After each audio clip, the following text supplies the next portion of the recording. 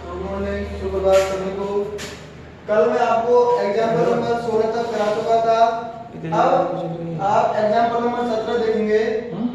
इसमें आपको दिया हुआ है समीकरण x + a b c। आपको ये सारणी दी हुई है, इसका मान क्या है, 0 के बराबर है। इसमें आपको ये सब हल करना है, अर्थात आपको यहाँ से x का मान निकालना है। क्लियर सबको? आप देखिए, तो सबसे पहले आप देख रहे हैं, देखिए यहाँ पर आपको a है, b है और c है। यहाँ आपके c है, b है और ये a है। तो आप देखिए, जब आप C1 को और C2 को और C3 को ऐड करते हैं, C1 को, C2 को और C3 को ऐड करते हैं, मैं आपको बार बार यही बताता हूं कि आपको हर क्वेश्चन के अंदर करना क्या है, या तो जितने आपको 0 हो जाए सारणी के अंदर, जितने 0 हो जाए उतना ही सारणी का मान निकालना आसान रहता है। इसलिए क्या करेंगे, या तो सबसे पहला जो हमारा गोल रहेगा वो यही रहेगा, या तो सारणी में ज्यादा से ज्यादा 0 बनाओ, या फिर उसके बाद आप क्या करेंगे, सामने में इस प्रकार की संक्रिया लगाइए जिससे कि आपको कुछ कॉमन मिल जाए। यदि आप C1 को चेंज करते हो C1 + C2 + C3 से, तो करिए, तो ये हो जाएगा आपका x + a + b + c।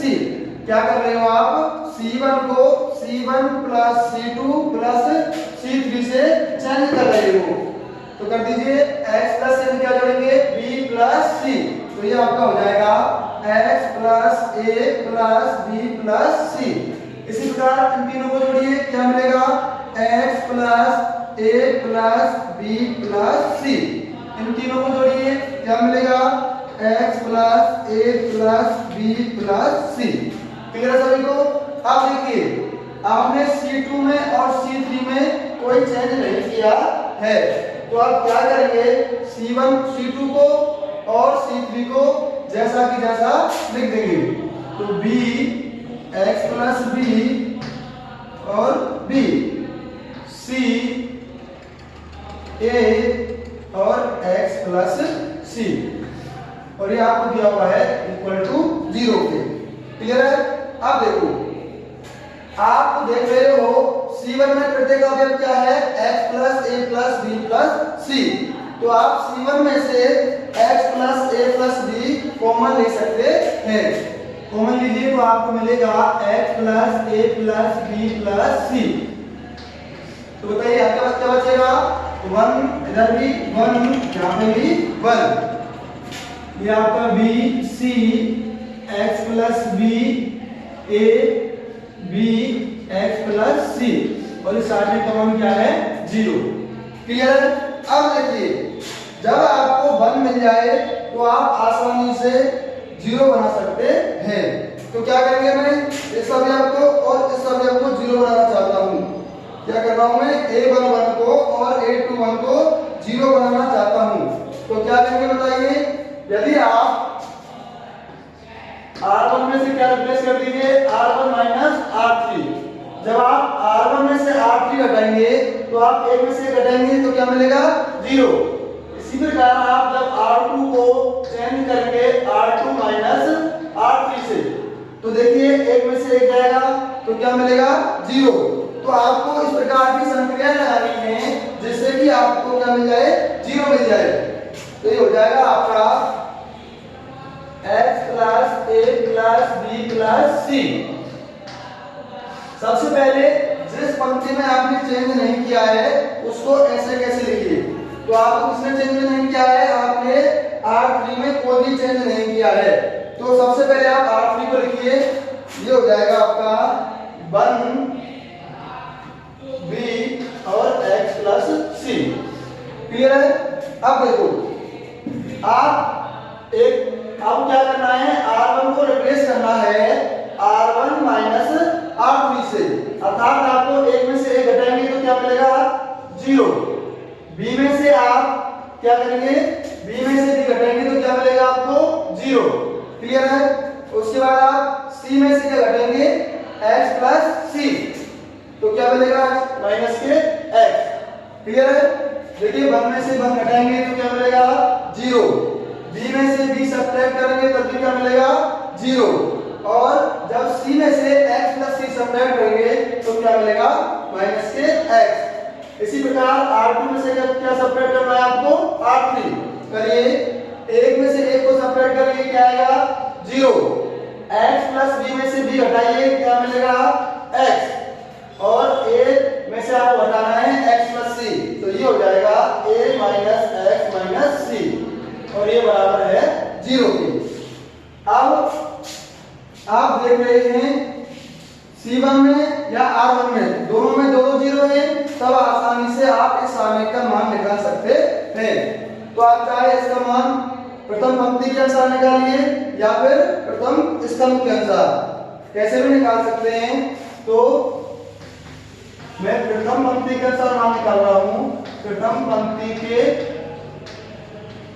अनुसार मान,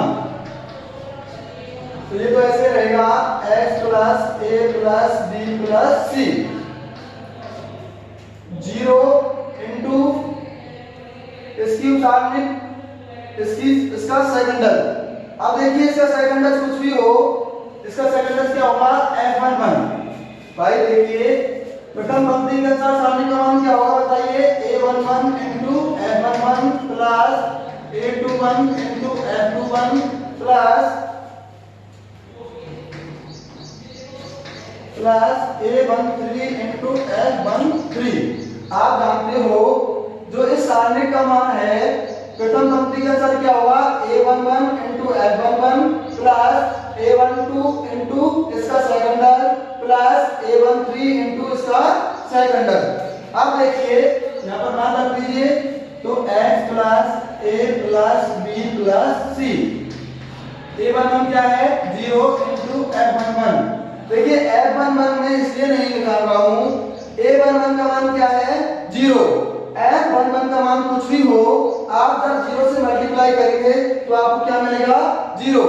इसी प्रकार से 0 इंटू f12 का मान भी नहीं निकालना है, क्योंकि जब आप 0 को गुना किससे करेंगे f12 से, तब भी क्या आएगा 0, प्लस a13 बताओ क्या है माइनस के x।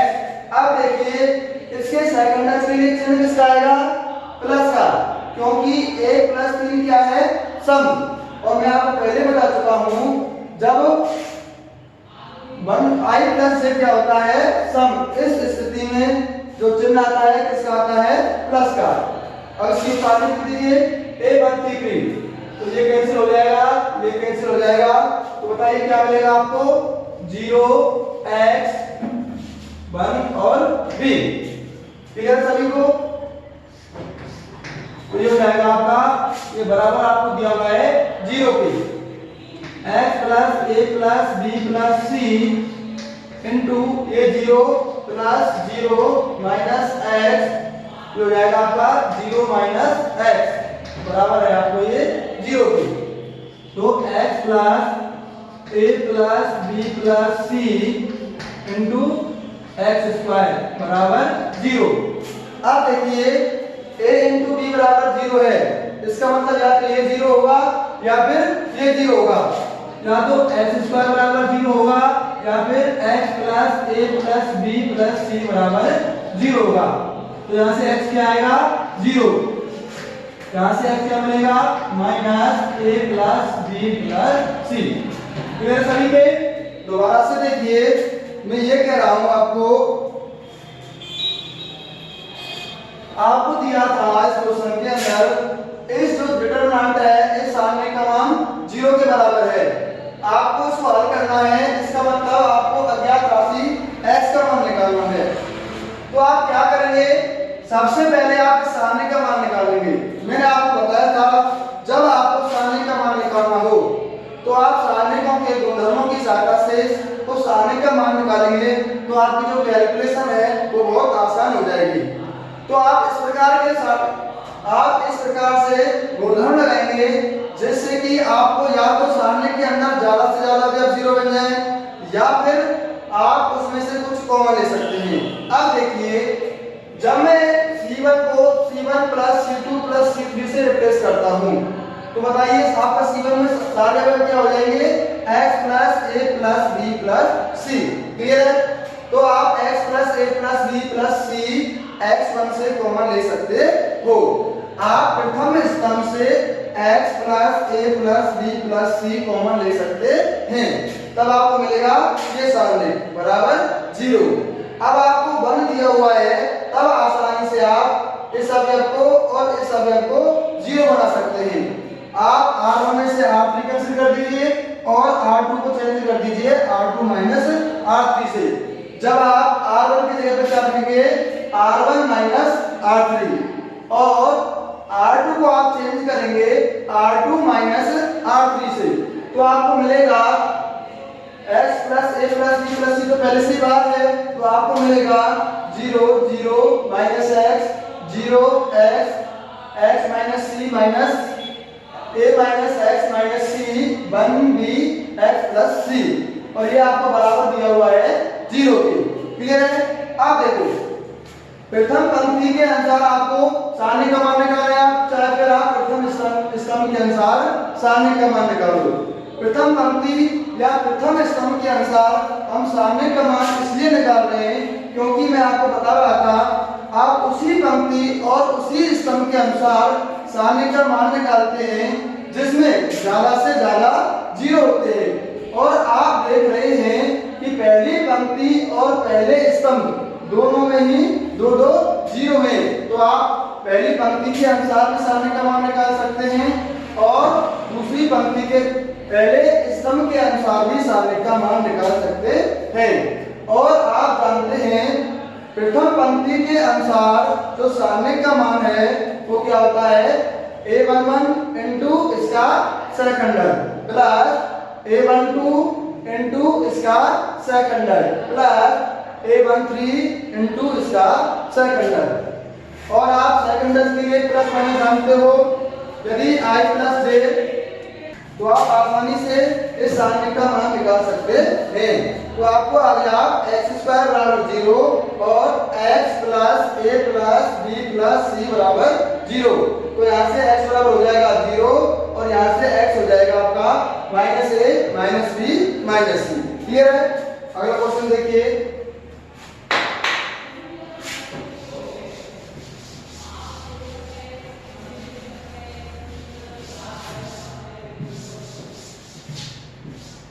अगला क्वेश्चन है आपका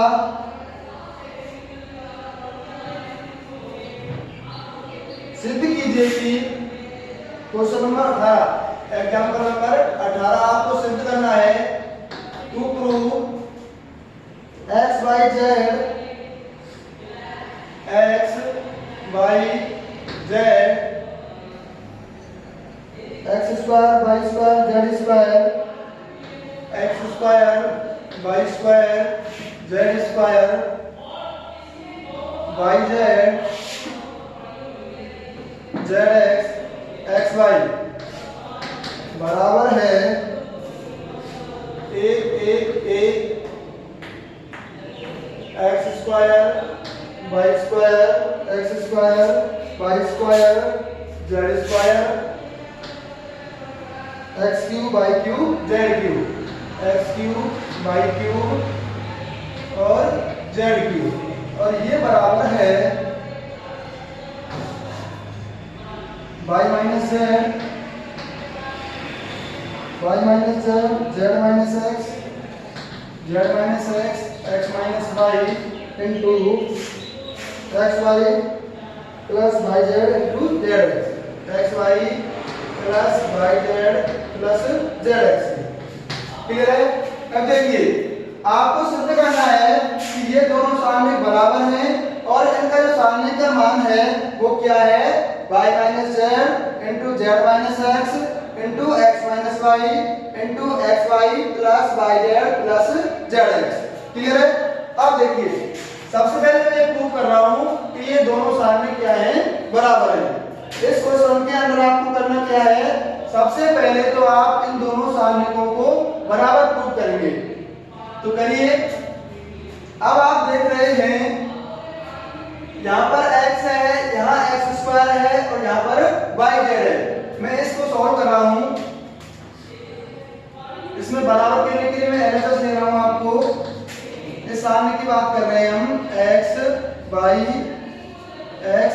Z x square y z y square z square z x और एक्स वाई। अब देखो यहाँ पर वाई जेड है, क्या क्या है बताइए, एक्स। यहाँ पर जेड एक्स है, यहाँ पर कौन सा पद नहीं है, वाई वाला। यहाँ पर एक्स वाई है, यहाँ कौन सा पद नहीं है, जेड का। अब देखिए यदि मैं C1 को रिप्लेस कर दूं किससे, एक्स C1 से, यदि मैं C1 को एक्स C1 से रिप्लेस कर दूं और C2 को रिप्लेस कर दूं मैं एक्स C2 से और C3 को रिप्लेस कर दूं मैं, सॉरी C2 को किससे करेंगे, बाई C2 से, और C3 को रिप्लेस करेंगे आप जेड C3 से। क्लियर है। अब देखो जब आप C1 को रिप्लेस करते हैं एक्स C1 से तो ये आपका हो जाएगा x square x cube x y z. जब आप C2 को बाई C2 से रिप्लेस करेंगे तो आपका जो दूसरा स्तंभ है ये बनेगा y square y cube x y Z.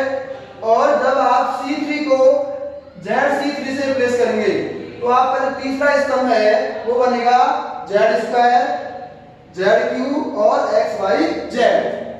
तो इससे क्या होगा, आपका जो तीसरी पंक्ति है उसमें से आप एक्स वाई जेड कॉमन ले सकते हैं। अब देखिए तो ये हो जाएगा C1 को x से गुणा करिए तो ये होगा x square x cube x y z. आपकी दूसरे स्तंभ हो जाएगा y square y cube x y z. ये हो जाएगा आपका जेड स्क्वायर जेड क्यूब और एक्स वाई जेड। अब देखिए मैं आपको पहले ही बता चुका हूं, जब आप किसी भी पंक्ति में एक अशून्य संख्या से गुणा करते हैं तब सारणिक का मान भी, यदि आप x से गुणा करेंगे तो सारणिक का मान भी x गुना हो जाएगा। तो आप क्या कर रहे हैं, प्रथम स्तंभ में तो आप x का गुणा कर रहे हैं, दूसरे स्तंभ में आप किसका गुणा कर रहे हैं, y का, और तीसरे स्तंभ में आप गुणा कर रहे हैं z का। इसका मतलब ये हुआ अब जो गुणा करने पर आपको सारणिक मिली है वो क्या हो गई, इस सारणिक की x y z गुनी हो गई। जो ये सारणिक है इस सारणिक की क्या हो गई, x y z गुनी। तो अब इस सारणिकों को बराबर करने के लिए मैं क्या करूंगा, इसमें x y z से भाग दे दूंगा। क्लियर है। तो आप जिस संख्या का गुणा कर रहे हैं तो आपको उसी से भाग दे देंगे, तब वो दोनों सारणिक क्या रहेंगी, बराबर रहेंगी। आपने इस सारणिक में x y z से गुणा किया है तो इन दोनों को बराबर करने के लिए आपको x y z से भाग भी देना पड़ेगा। अब देखिए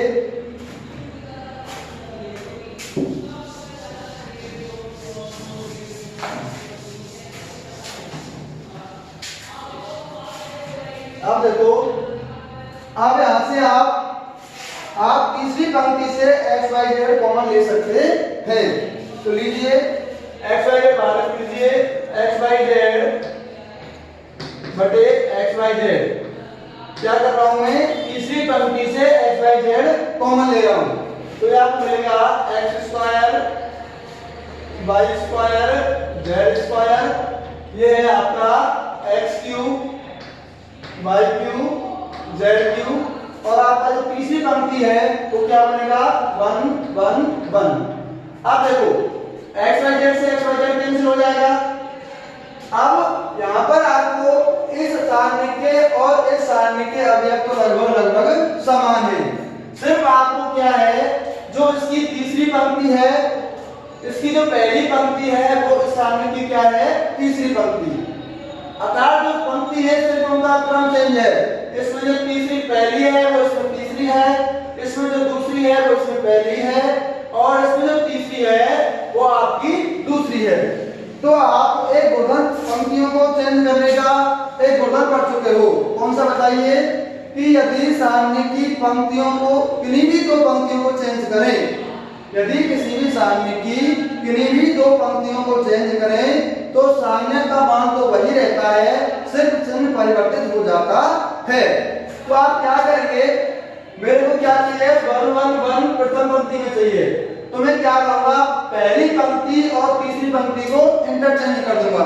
अर्थात R1 को R3 में और R3 को R1 में चेंज करूंगा।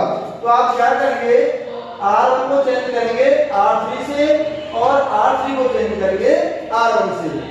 तो आपको मिलेगा 1 1 1 x cube y cube z cube. अब ये हो जाएगा आपका x square y square z square. Clear है सभी को? अब देखो, अभी भी जो इसकी दूसरी पंक्ति है वो इसमें आपकी तीसरी पंक्ति है, और इसमें जो आपकी तीसरी पंक्ति है वो आपकी क्या है, दूसरी पंक्ति। अब एक बात और, जब आपने पंक्ति को चेंज किया है तो चिन्ह क्या आ जाएगा, माइनस का बाहर आ जाएगा। तो अब क्या करेंगे आप बताइए, R2 और R3 को आपस में चेंज करेंगे, R2 और R3 को आपस में चेंज करेंगे। तो चेंज करेंगे तो एक माइनस और बाहर आएगा, एक माइनस यहाँ पे है तो माइनस माइनस क्या हो जाएगा, प्लस। तो ये हो जाएगा 1 1 1, इसको रख करिए, x square y square z square x cube y cube और z क्यूब। क्लियर है? तो ये आपके बराबर हो गई RHS। तो आप कह सकते हो कि ये दोनों सारणी क्या है, बराबर। तो सबसे पहले क्या करेंगे बताइए, आप C1 को चेंज करेंगे XC1 से और C2 को चेंज करेंगे आप YC2 से और C3 को आप चेंज करेंगे ZC3 से। क्लियर है? तो आपको मिलेगा, जब आप x by z का सारणिक में गुणा कर रहे हैं, यदि आप x by z का सारणिक में गुणा कर रहे हैं, इसका मतलब क्या है, जो सारणिक है आपकी x by z गुनी हो चुकी है। इसलिए दोनों सारणिकों को बराबर करने के लिए आप क्या करेंगे, उस सारणिक को x by z से भाग देंगे। क्लियर है? अब देखो, जब आप यहां से अब क्या कर रहे हो, आप प्रथम स्तंभ से आप क्या कॉमन ले रहे हो, इसमें से क्या कर दिया आपने, तीसरी पंक्ति से x by z क्या लिया है, कॉमन लिया है। तीसरी पंक्ति से x by z कॉमन लिया है, तो आपकी तीसरी पंक्ति क्या बन जाएगी बताइए, 1 1 1। जब आप R1 को R3 से चेंज करेंगे और R3 को R1 से चेंज करेंगे तो आपकी ये सारणी तो ये बदल जाएगी, सिर्फ क्या रहेगा, चिन्ह का परिवर्तन आ जाएगा। अब आपको दूसरी पंक्ति और तीसरी पंक्ति में और इंटरचेंज करना है, क्योंकि आपकी जो आपको प्रूव करना है उस सारणिक में जो दूसरी पंक्ति है वो आपकी तीसरी पंक्ति है, और जो सारणिक में तीसरी पंक्ति है और आपको क्या लेके आना है, वो दूसरी पंक्ति में लेके आना है। तो आप इसके लिए गणना कर चुके हो, सारणिकों की दो पंक्तियों का इंटरचेंज कैसे करते हैं। जब आप R2 को R3 में चेंज कर देंगे या R3 को R2 में चेंज करेंगे तो क्या हो जाएगा बताइए, आपका जो एक माइनस और बाहर आएगा तो ये माइनस माइनस क्या हो जाएगा, प्लस। क्लियर है? तो ये दोनों सारणी क्या है, बराबर हो जाएंगे। अब देखिए, आपको प्रूव करना है कि इस सारणी का जो मान है वो क्या है, y minus z, z minus x minus y, xy plus yz plus zx। दूसरा पार्ट देखिए इसका। अब देखिए,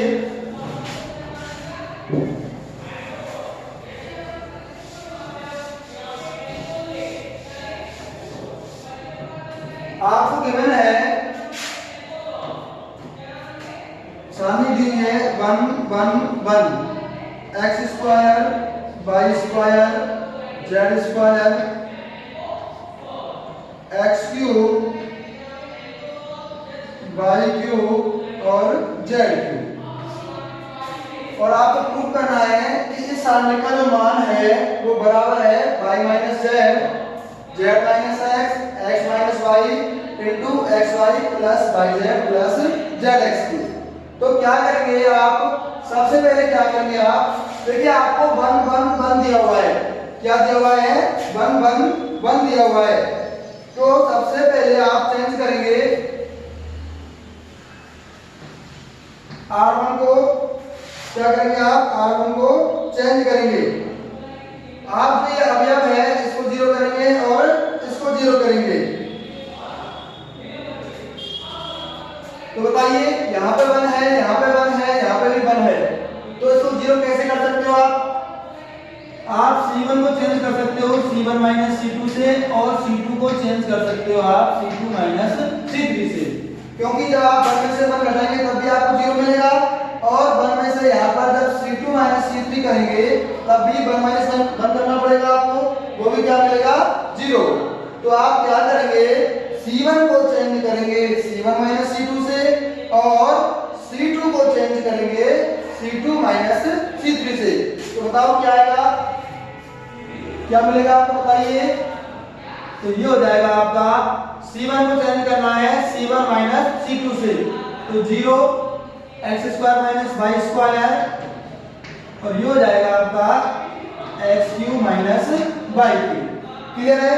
अब देखो, अब करना है आपको C2 को चेंज करना है C2 माइनस C3 से, तो ये हो जाएगा आपका 0 y square minus z square y cube minus z cube, और ये आपका 1 जेड स्क्वायर जेड क्यूब। आपने C3 में तो कोई चेंज किया ही नहीं है। अब देखो आप क्या कर सकते हैं, अब आप तो देख रहे हैं कि प्रथम पंक्ति में, आप प्रथम पंक्ति के अंदर आपको 2 0 दिख रही है, तो आप इस सामने का प्रथम पंक्ति के अनुसार मान निकालेंगे। बताओ क्या हो जाएगा, 0 इंटू चिन्ह किसका है बताइए, पहले तो चिन्ह किसका आएगा, प्लस का। हम जानते हैं इसके लिए प्लस का चिन्ह आता है, इसके लिए माइनस का, और इसके लिए प्लस का, क्योंकि इसके लिए i प्लस से सम होता है, इसके लिए i प्लस से विषम होता है, और इसके लिए i प्लस से सम होता है। क्लियर है। अब देखिए 0 माइनस 0 इंटू इसकी उपसारणी प्लस 1 इंटू इसकी उपसारणी। क्लियर है।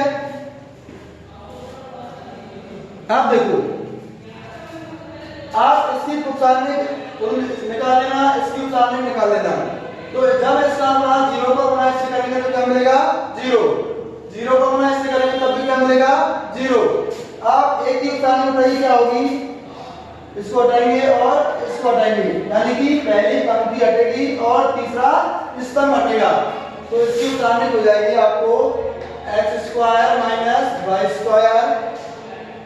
स्क्वायर माइनस जेड स्क्वायर, ये हो जाएगा x cube minus y cube और y cube minus z cube, y cube minus z cube. आप 0 को गुणा से करो, ये कोई भी सारणी हो, इसका मान आप 0 को गुणा करेंगे तो क्या मिलेगा 0 माइनस इसको गुणा 0 से करेंगे तब भी क्या मिलेगा 0 प्लस आपको मिलेगा, आप इसको लिख सकते हो x minus y into x plus y, ये हो जाएगा आपका a cube minus b cube, x minus y into x square plus y square plus x y, ये हो जाएगा आपका y minus z into y plus z. इसको आप लिख सकते हो y minus z into y square plus z square plus y z. Clear है। अब देखो आप, तो ये हो जाएगा, आप यहां से पहले स्तंभ में देख रहे हो x माइनस वाई यहाँ पर है और x माइनस वाई यहाँ पर है, और आप दूसरे स्तंभ में देख रहे हैं y माइनस जेड यहाँ पर भी है और यहाँ पर भी है, तो x माइनस वाई को आप प्रथम स्तंभ से कॉमन लेंगे और y माइनस जेड आप दूसरे स्तंभ से कॉमन लेंगे, तो बताओ आपको मिलेगा x minus y into y minus z, तो ये क्या हो जाएगा x plus y x square plus y square plus x y, ये हो जाएगा आपका y plus z y square plus z square plus y z. Clear है सभी को। दोबारा से देखिए मैं क्या कर रहा हूं, आप पहली स्तंभ से x माइनस वाई कॉमन ले रहे हो और दूसरे स्तंभ से आप क्या कॉमन ले रहे हैं y माइनस जेड। क्लियर है सभी को। अब देखिए, अब आप क्या करेंगे,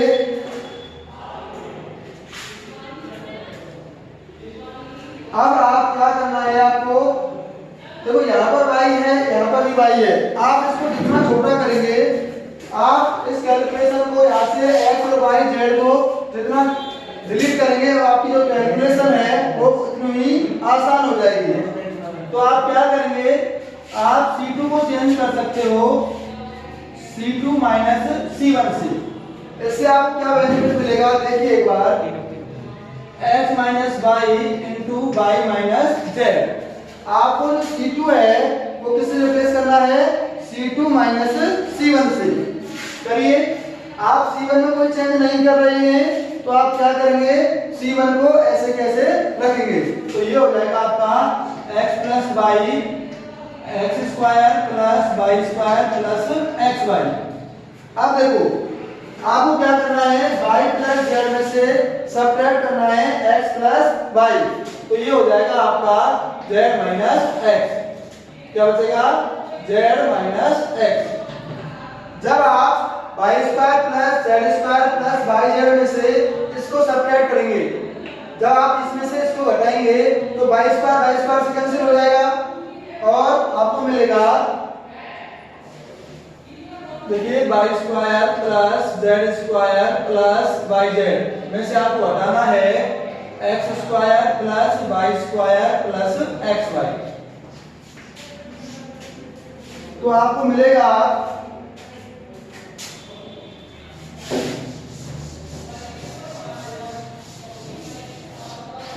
तो आपको ये तो है बराबर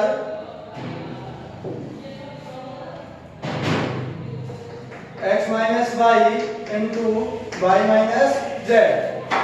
अब देखिए आपका प्रथम स्तंभ है x plus y x square plus y square plus x y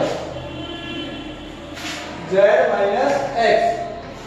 अब देखो ये प्लस के वाई स्क्वायर है और ये माइनस के वाई स्क्वायर है, तो ये कट जाएगा, तो आपको मिलेगा y square plus y z y square plus y z minus x square z square plus y z square plus y z minus x square minus x y. Clear सभी को? अब देखिए यहां से आपको मिलेगा, जब इसको आप सॉल्व करेंगे